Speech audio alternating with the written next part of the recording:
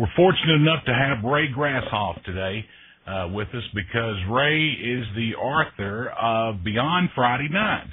Ray, glad to have you along. Well, thanks for having me here. I really appreciate it. Ray, let's talk about this book a little bit. Now, Beyond Friday Nights, where did you come up with this Beyond Friday Nights? Well, my son played football in high school and was pretty successful as a punter and kicker, and he was interested in playing college football. So we went through a long process in dealing with college programs and trying to prepare for that. I decided at some point, this is good information we have, and I'd like to provide it to others. One thing we found is that there wasn't a lot of readily available current information about the recruiting process. So what I've tried to do with this book is try to put all that information together in one spot. I've talked to coaches at both colleges and high schools, talked to recruiting consultants, parents, players, every source I could think of to try to get a full picture of exactly what the recruiting process is like. And not only that, but what it's like to play in college as well. Ray, just let's look at this a little bit here now. A lot of folks don't understand the process, and I know that's what this book describes, but how can a high school player, he or she, know if what it takes to play college football, or even a girl? What would a girl have to know to play college volleyball? Well, that's a very good question, and from everything I can tell, the best source of that information is your high school coach. That's the person who has seen you play, seen you develop over the years probably, and probably has a good feel for what colleges are looking for in players. And also not only what colleges are looking for, but what the different levels of colleges are looking for. You have in football, for example, you've got Division I, the top level schools, which are, A&M, Arkansas, UT Austin, and at lower division schools you have Division III, Trinity University in San Antonio, Austin College in Sherman. Those are just a few examples. So there's a wide range of colleges, and, they have different needs and expectations for their players. So it's always good to know about that. Yeah, and I tell you what, a lot of folks don't understand, but and I guess me being a journalist and not being a parent of a college athlete or a high school athlete, let me ask you this. There are a couple of common misconceptions about the recruiting process. Explain that a little bit to our listeners. Well, I think there's actually more than a couple, but just let me give you a couple. And one of them is, if you're good enough, the colleges will find you.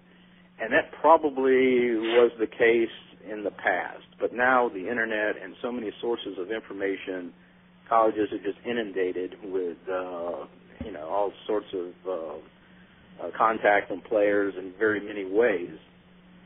So it's kind of hard for them to separate out who's good enough or who would fit best in their program and that sort of thing. So more than ever, it's important for high school players to appreciate that and really take advantage of every opportunity to get the attention of college coaches. And that might be something more than just sending them a letter or sending them your video. It might also mean going to their one-day mini camps and things like that kind of separate you out maybe from the others. Another misconception, I think, is that if you first get a letter from a college football program that they are recruiting you. And that's not really the case. When you get a letter, and juniors starting September 1 can now get letters from colleges. So that has just started for a lot of juniors, and they will get these letters. And generally what those are, and what those mean is just that you're on a mailing list at that college, which is good in itself. I mean, that's not bad. But on the other hand, it doesn't mean that they are actively recruiting you. It's just that they know about you, and they're going to hopefully continue to evaluate you over the course of your season. So it's a good thing, but it doesn't mean much more than what it is, just a letter indicating that they know about you. What about some tips on getting recruited to play college football? Say everybody's got these top 25 and top 50 lists in the state and the nation. Do you necessarily have to be on one of those lists to get recruited? No, of course not. You really don't. I mean, when you say recruited, most people probably have in mind Division I teams, UT Austin, A&M, Arkansas, places like that. And, that's good if you can go there, but there are a lot of other schools, too, divisions that are at a lower level than those top schools, those top football programs with long history and tradition. That's probably, I shouldn't say that because programs at every level have a lot of tradition. Right. But, one way you can really make an impression, though, is to give your best effort in every game. It's not so much it's good to do that, of course, obviously, to make sure that you are getting attention from your fan base and the people who know about you. But also, college coaches go to coaches on the other teams, and they ask them, who's good that you play against? So what you want to do is play well in every game, whatever opportunity you have, so that you can also impress the coaches on the other team. Because they can also tell college coaches that, hey, we played against this guy, and he was really good, ran all over us, things like that. So that's very important to keep in mind. What surprised you as you took a closer look at the recruiting process? Well, one thing was that how much the colleges really depend on recruiting consultants, recruiting services that they hire to try to give them kind of an overall view of an analysis of different players. And the point here is these are services that the colleges hire. It's not the services that players hire to promote them. The colleges, of course, want an objective opinion about who's going to fit well in my program and who's not. And the best way they can do that is to hire their own people, their own services, and pay for those to make sure that they get an objective view of that. So that's one thing I really didn't realize, and it kind of surprised me that the colleges, at least initially, really depend on those types of services. And, of course, with the incision of YouTube and all the new electronic technologies, has this changed college football recruiting, Ray? Oh, you bet. YouTube, Internet, all sorts of, technology has really changed the way it's done. I mean, college coaches now are pretty much inundated with emails and YouTube videos and that sort of thing. So, more and more players are doing that. It's not bad. It's an easy way to get your, video to a college coach so that they have easy access to it. But, and I'm sure this is going to continue to change, too. It's kind of an evolving thing. More and more, the ways of communicating with coaches is I'm sure on the horizon, and it's something really to stay in front of and make sure you're aware of all these different things. I can't predict what they might be, but and of course the NCAA regulations on contact between coaches and players is something to might have some ruling on various aspects of some of this technology too. So it's a good idea to keep up with all of it, just so you know what the world is like when you're trying to deal with the recruiting process. Well, I tell you what, it changes things a lot. Hey, if you had to sit down and talk to a college athlete or a high school athlete, and I know your son's already been through this, you've talked to him a lot, but what would be the most important thing for an athlete to know about playing college football? Well, this is going to sound kind of maybe not what you would expect, but I'm a big fan of football, college football. I know many people who are, and I like to watch it just as much as the next person. But at the end of the day, every player has to remember that football is going to end for them sometime. And when it does, they're going to be relatively young people. Even if you make it to the NFL, the average career there is 3.5 years. That means that when football is over, for most people who make it to the NFL, they're still going to be in their 20s, and they've got to know what they're going to do with the rest of their life. So the bottom line is you've got to get the education. Football is great. It can help pay for an education.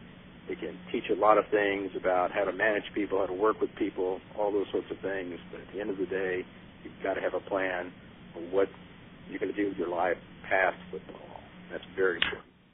Yeah, and I think that's what a lot of athletes don't understand, and parents really don't understand, that this education thing is really getting to be the most important thing right now other than extracurricular activity. Do you not agree? Oh, yeah, exactly. I mean, education's highly important. I mean, the way the world is changing today and just, not so much even you want to learn skills and have different abilities and have knowledge, but just be able to do critical thinking and analyze what's going on in the world and sorting it out for yourself.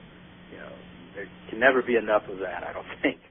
So yeah, and I tell you another big thing, NCAA is even getting involved in this because you watch college football now, you see these advertisements saying these athletes will go on to do something else besides football. So they're getting into the loop too. That's great. Right. They're going to those ads say, they're going to be professionals, in something, not football, but they will be professionals, so that's always a good thing they really keep in mind. What is the most important consideration in making decisions about the right college football program for you? Well, here again, this kind of gets away from football, but probably the biggest decision that if you're trying to decide where to go, leave football out of the equation. I mean, look at it and, okay, if I was not going to play football, where would I want to go? What's the best fit for me? Best fit being, is it in a big city? If you like big cities, that's great. If you like more of a small town atmosphere, there's a lot of colleges and universities in those areas. What's the student body like? All those sorts of things are really going to go into the equation to make it whether it's a good fit for you or not. And, of course, what kind of degrees they offer. Of course, that's a big one, too. And it's very important to remember that. And, because football, even if you go someplace to play football, even if you get a scholarship, you could get hurt, could be off the team, could decide you don't want to deal with it anymore, you don't want to play football anymore. So you have to make sure that wherever you're going, it's a good fit, and that's the best way to look at it, I think, based on everything and everybody I've talked to. Ray, I tell you what, it was fortunate that you called me because I just had purchased your book about a month ago. I thought it was the best book I'd read in a long time about this type of information, because it's information that parents can use, and I think it needs to be let out a little bit more. Down in East Texas area, folks are not aware of it. Hey, where can they find Beyond Friday Nights? Well, Beyond Friday Nights, you can buy it online at Amazon.com or BarnesandNoble.com. It's available through a lot of online sources. The best way to find links to all these sources is to go to my website, which is www.raygrasshoff.com. So it's www.raygrasshoff.com. And Ray Grasshoff is RayGrasshoff. That's RayGrasshoff.com. All right, great. That's great, man. I tell you what, you told me that you were a retired state employee. You had to get something out of this.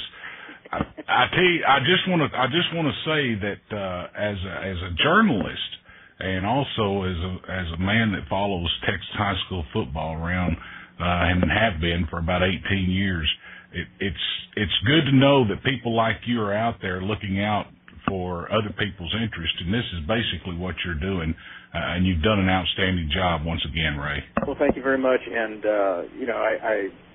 I do think it provides a lot of no-nonsense information. I don't have any axes to grind, anybody to protect, or anything like that. I tried to kind of tell it as I found it to be, so I hope that's helpful to a lot of people. Ray Grasshoff, folks, and Ray, once again, we appreciate you joining us. Well, thank you very much, and I really appreciate the opportunity, and wish you the best. And, of course, Ray will be around, and you can go out to raygrasshoff.com and find the information on that book. Folks, I promise you now, take it from the short man here. If you're planning on sending your kid to college and playing football and they're wanting to get recruited, this is a book you've got to have, okay? Hey, that's been the East Texas High School Football Report. For everyone that's been a part of this one, I sure appreciate it. I want to thank Ray Grasshoff again for dropping by. And until next time, it's Randy Shortensey saying, we'll see you on the field.